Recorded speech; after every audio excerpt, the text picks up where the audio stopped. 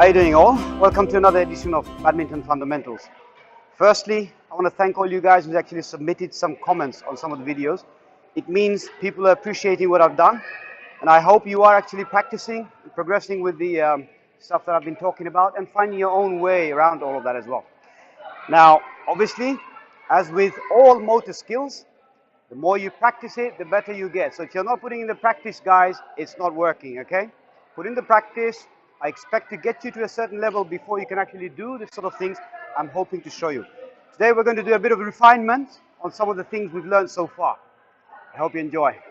Now, some people ask, well, where do you start thinking about the mental side of the game? So you've got two aspects of it, the physical side and the mental side.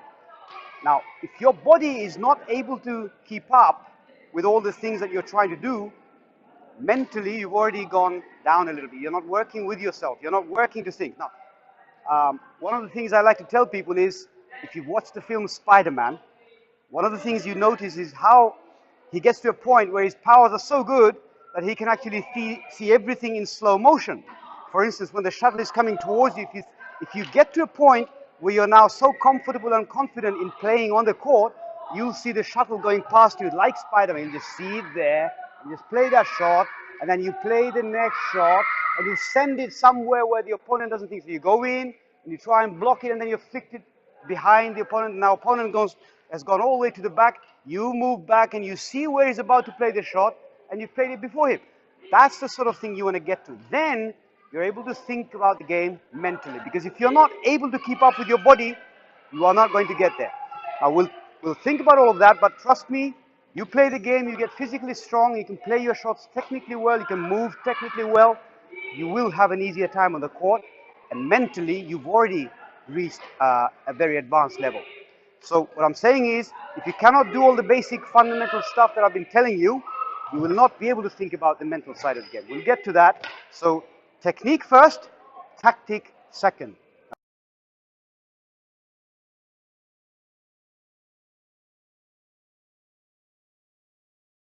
All right, this is just another drill where you're learning to actually refine your shots and keep the consistency going. And we're working on around the net, yeah? So no smashing, just trying to make sure people see the shuttle and catch it early and bring it right back to the net without trying to make any mistakes. Okay, here we go. Let's see you get this right.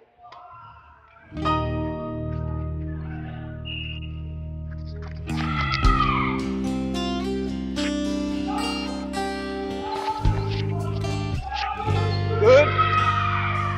That's good. Jump up and catch it. Just get it quickly.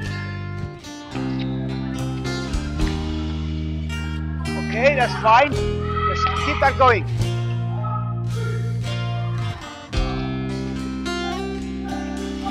Get there.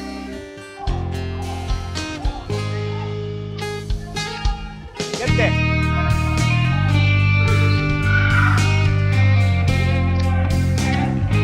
Get there. That's good. Keep it going. Keep it going. All right, let's do one more round before we go. Get it right. Here we go. No mistakes. Don't start running back before you see the shuttle. See the shuttle, then go, okay? See it. Now go.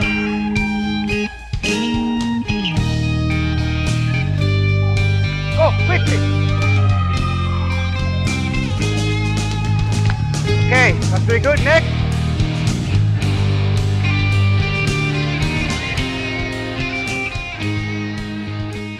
So some of you guys have asked me to break down some of the shots and show you how you actually do the shots as you're playing it. Although by this stage, you should know how you rotate your forearms. You should know how you move your racket arm with your right leg if you're right-handed. Yeah, left foot with your left if you're left-handed. So you should know all this by now. If you haven't, then see the other videos before this and try and pick up on some of those things. So I'm just going to show you one shot here, which is actually not an easy one to pick up. Even though you know how to rotate your forearm, it is not an easy one to pick up, which is actually 3 different shots combined together, which is the overhead, smash, clear, or a drop. All three are actually played in the same way. There's a tiny difference. Come closer slightly. Can you just send some shuttles up in the, hold on, let me just do this without the shuttle first. So basically, most of your shots, when you're playing clear, smash, or a drop, you'd have to have your right foot, so if you're right-handed, you got right foot behind you before you play that shot. And you watch that shuttle drop in front of you. So somewhere here, can you see that? Somewhere here is where the shuttle should be dropping by the time you play that shot. So as you're ready, that shuttle should be dropping here. If you find that shuttle is actually dropping somewhere here, you've gone wrong with your timing. You've gone wrong with where you should be standing. So if the shuttle is going behind you, move, get to the spot where the shuttle is landing in front of you. Now you're ready to play. Okay, so I'm just going to break it down for those who are absolute beginners, but for those who already know how to play this, it should be quite easy. You stand ready with your racket, just sort of pointing towards the racket, towards the shuttle a little bit with your left arm up. Use your left arm. It's so useful. It's so important to actually use your left arm. Point to the shuttle. Just get your racket back slightly. Before you play the shot, take it behind you. 1. That's your shot. 2 with the rotation. See that? And then the 3 is just coming around you. Don't worry about where your foot goes. Up, behind you. Play the shot with the rotation. And just racket go. Yeah. Once again. Okay. If you just come over here, I'm going to show you some with the shuttle. Clear? See, really high. Here it is, point, and just send it out. Let the racket go. Okay? That was a couple of clears, yeah? So I'll just do one more clear. Here it is. Clear.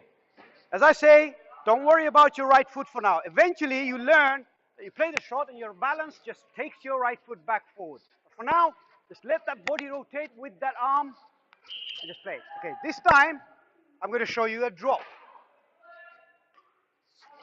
It's the same sort of posture, but it's just a slower rotation at the point where you're striking the shuttle. Okay, once again. Here it is. This time, a couple of smashes. The only difference here, this is the one that you've got to think about, is that you're keeping your shuttle slightly more in front of you, because by the time you rotate your racket down, you want that racket to hit the shuttle in such a position where the shuttle is now coming down because of the racket motion, yeah? There you go.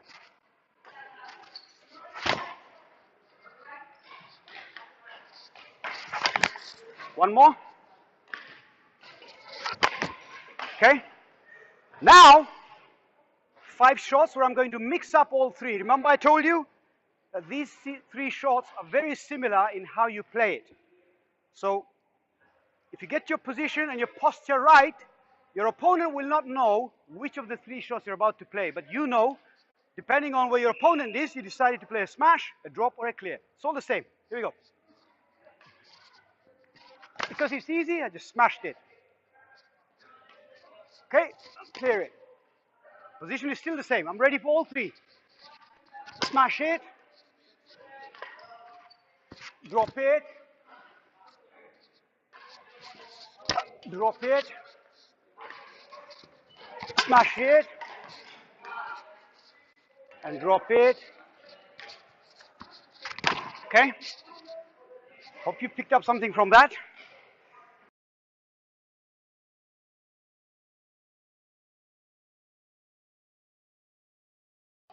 Right, so one more thing I want to show you guys. Again, it takes a little bit of thinking to refine it. And these are the shots where you play a little dummy around the net, or even away from the net, where you hold your racket. So what I'm asking you to do is think about taking your racket right towards the shuttle so your opponent doesn't know what you're about to play. Similarly to the forehand smash, drop, or a clear I showed you, you can play all 3 and your opponent would not know which one you'd be playing. Same thing here, when you take your racket towards your shuttle, your opponent doesn't know whether you're about to play the net, flick it behind him, or just sort of take it up and just finish it if you get the shuttle coming above the net. So I'm going to try and demonstrate some of that. So without the shuttle first, here it is, basically your motion. Remember I told you, your drag force is actually part of the power in your shot, the timing. So you take your body in, that's part of you. So body coming in is part of where you generate the power. So if you come in, you decide to play a block, you play the block, then your foot lands. If you decide to flick it, you flick it just before you finish landing. There it is, it's a flick. So your timing has to be right on your decision. Okay? Okay, I'm just blocking it there. Push it to the back. Just tight to the net. Again, tight to the net if I can. And now I've got a tap because it's slightly above the ribbon. Just block. Push it to the back. Again, push it to the back. Block. Block, because I haven't got a kill yet. Again, block. Kill. So the objective here is, make sure you take your racket right to the shuttle where it is, and then you make a decision. Don't do this sort of thing. Yeah, don't do that sort of thing. And don't do, yeah? You got to take the racket right to the ribbon where the shuttle is coming. Because your idea is to try and find it above the ribbon. Thank you for watching.